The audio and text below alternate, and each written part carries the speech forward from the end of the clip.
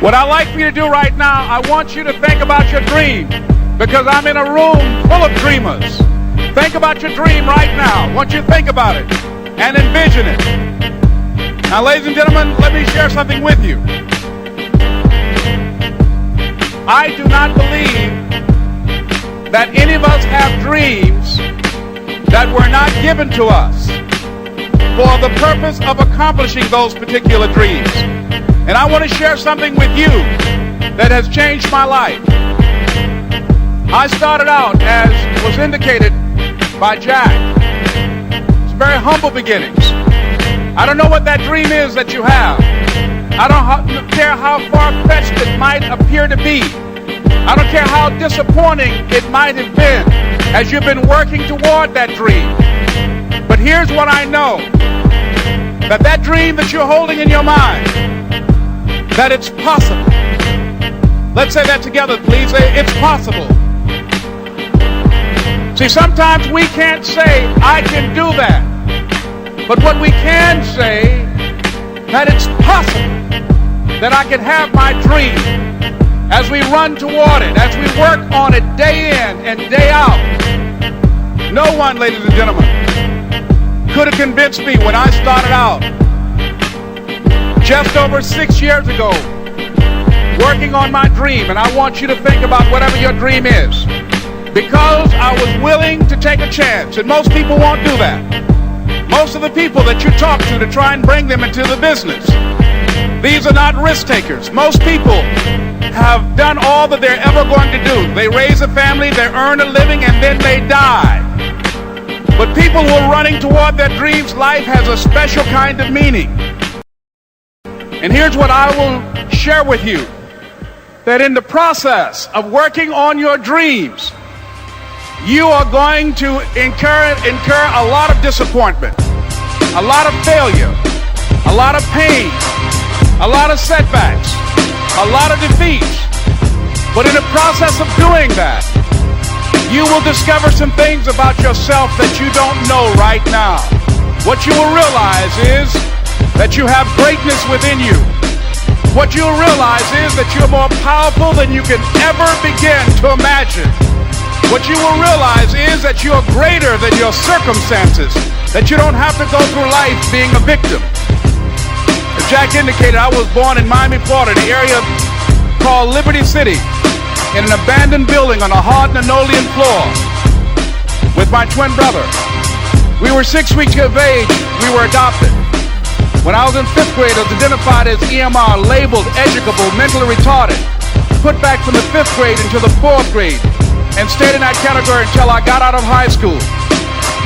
I don't have any college training, but I met a high school teacher who one day changed my life. I was waiting on another student, and when he came in, he said to me, "Young man, go to the board and write what I'm about to tell you."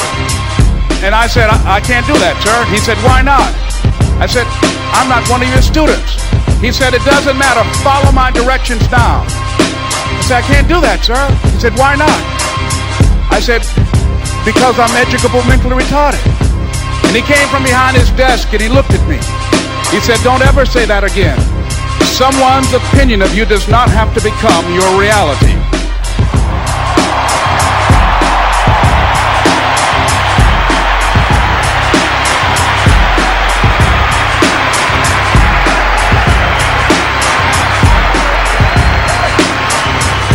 And that man, Mr. Leroy Washington, did something for me. He started planting seeds in my mind that enabled me to begin to dream, as Dexter has been doing for you. And ladies and gentlemen, I started working on my dream. And most people don't work on their dreams. Why? For many years I didn't. One is because of fear. The fear of failure. What if things don't work out? And the fear of success. What if they do and I can't handle it? The other thing is that most people, ladies and gentlemen, they get comfortable. They stop growing, they stop working on themselves, they stop stretching, they stop pushing themselves, and they end up becoming very cynical about life as they throw in the towel on themselves and on their families and on their dreams. And the other thing is that most people don't feel worthy. What I'm doing now, I could have been doing years ago. But because I did not have a college education, because I didn't believe in myself, Because I allowed other people's opinion of me to control my destiny, I didn't act on my ideas. So I applaud you for your dreaming, for your running towards your dream. I applaud you for believing in yourself, because that's what life is about, stretching and challenging, looking for ways that you can begin to improve yourself. And ladies and gentlemen, as a result of stretching out, of acting on my dream, and I don't know what that dream is for you, I can tell you that it's possible. It's not our intention to satisfy our customers or to please our customers. Our intention is to amaze them. It's necessary, if you're going to compete today, that you look for ways to amaze your customers by being one of those individuals that keep your commitments, that keep your word, that's relentless. It's necessary as you work with the people that you bring into your organization, that they see that you are a good example of a person to work with, because you model integrity and determination and ambition and truth and honesty and the way in which you conduct business. The next step is, that is you. That is you. That no one can do it for you but you. And even though you face disappointments, even though you will experience some setbacks, it goes with the territory. You must understand that. I remember I was playing a game with my 9-year-old son, John Leslie, and I beat him 10 straight games in a game called Connect 4. And finally, I said, John Leslie, I'm bored. I don't want to play you anymore. And I got up. I said, I'm ready to go to sleep now. And repeat out to me, please. Let's say this together. It's not over until I win. John Leslie said, no, you can't go now, Dad. I said, why? He said, it's not over until I win. That was his attitude. We sat down and we played several other games. And finally, after the 11th game, John Leslie won, and he got up and he yawned. And he said, I'm ready to go to sleep now. And I'm saying to you, what if all of us took that attitude after we face a rejection and a no, or we have a meeting and no one shows up, or somebody say, you can count on me, and they don't come through? What if we have that kind of attitude? The car's repossessed. Nobody believes in you. You've lost again and again and again. The lights are cut off, but you're still looking at your dream, reviewing it every day, and say to yourself, it's not over until I win.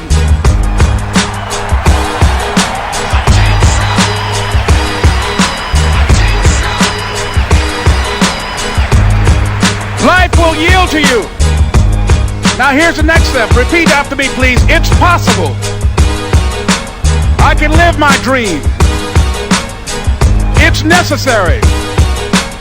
I work on myself. Surround myself with winners. Become creative. It's me. I've got to make it happen. It's not over until I win.